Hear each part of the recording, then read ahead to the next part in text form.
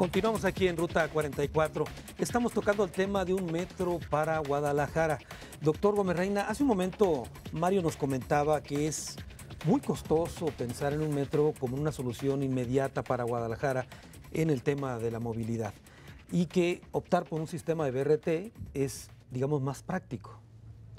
Bueno, en realidad sí es más práctico, pero no es la solución. O sea,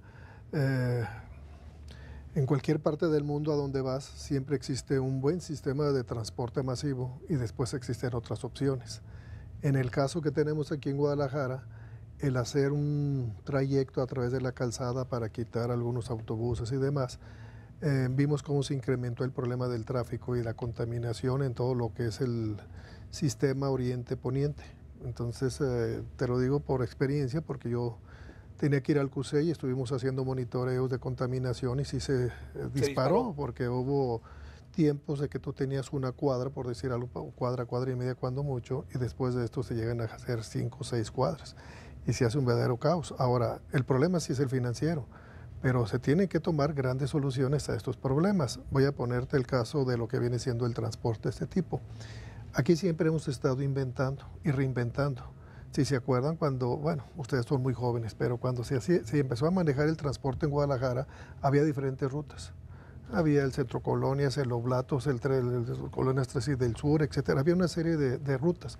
Y estas rutas empezaron a pelear entre dos grandes concesionarios. Posterior a eso aparece la solución que da Medina Asensio de hacer un metro para Guadalajara, y ahí empezó la situación de corrupción.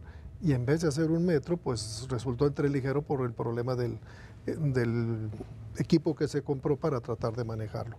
Y las rutas estaban definidas, y estamos hablando de bastantes años. Posterior a eso se inventaron las combis, o sea, unas camionetas para poder alimentarlas.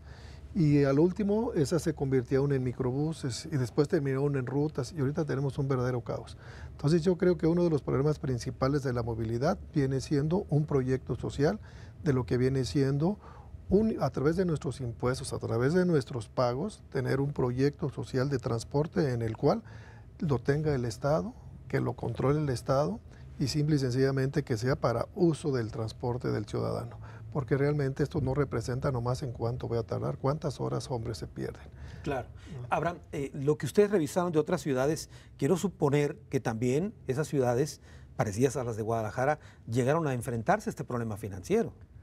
Sí, y de hecho, aquí la cuestión, obviamente sí, el tema financiero es muy importante, pero como ya se ha mencionado, pues hay que apostar por una red integrada de transporte. Digo, no es uno o el otro, si se pueden hacer los dos, si se pueden complementar, si podemos arreglar banquetas y poner ciclovías.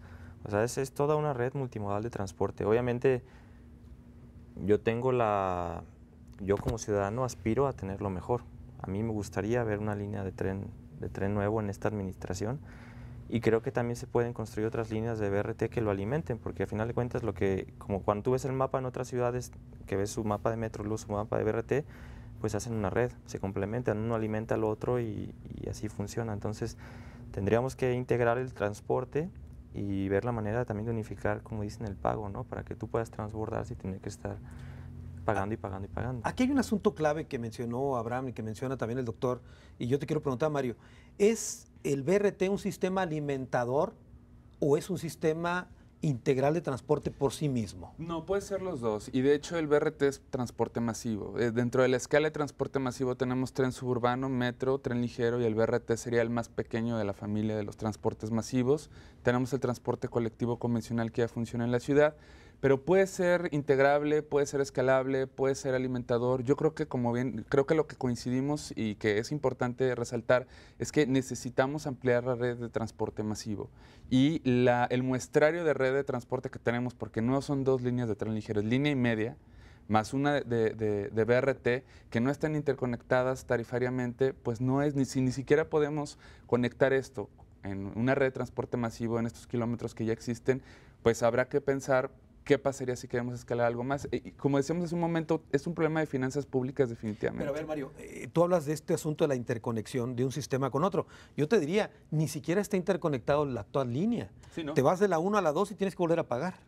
En el caso del tren Del ligero. tren ligero, del tren eléctrico. No, en la estación Juárez puedes hacer el transbordo sin problemas. Es el único. Ajá, pero exacto, porque es la única de transferencia. Y en la San Juan de Dios, para moverte de tren ligero a BRT o viceversa, tienes que pagar la mitad de la tarifa. Y la pregunta es, si los dos están operados por el gobierno del Estado, Es correcto. ¿por qué estamos pagando, o el pretren, que es el otro, que es la extensión, la versión motorizada que quisieron hacer de la extensión del tren ligero, en donde también hay que pagar la mitad de la tarifa cuando bajas de la estación Juárez y te subes ahí en el Parque Rojo para ir hacia el poniente de la ciudad? Entonces, A ver, déjenme regresarles al tema inicial del metro y sobre todo partiendo del asunto financiero, pero al Distrito Federal. El DF tiene 11 líneas de transporte colectivo metro, doctor, van por la 12, si mal no Sí. recuerdo. ¿Y de dónde tomaron el dinero? O sea, los mexicanos de esa ciudad. ¿Y por qué no más esa? ¿Por qué no Guadalajara? ¿Por qué no Monterrey? Mira, es muy sencillo, el centralismo. O sea, todos pagamos impuestos y la federación nos regresa cuando puede. El dinero sí hay, y hay muchas formas de sacar el dinero. Uno de los activos más utilizados viene siendo el hidrocarburo, llamamos petróleo. El petróleo vamos a suponer, bueno, ahorita está aproximadamente sobre $100 el barril de la mezcla mexicana. Y estamos vendiendo un aproximado de 5 millones de barriles diarios. Si tú sacas la cantidad de dólares que se ganan en un mes o en un año y en los últimos 20 años, tenemos no para eso, tenemos para mucho más cosas.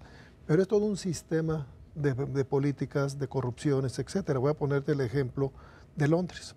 En Londres tú te puedes meter al tren, que se llama el tubo, o sea, entras, puedes agarrar un tren, un metro, puedes agarrar uno de cercanías o puedes agarrar uno de alta velocidad, que te va a llevar directamente a Bélgica y hasta París.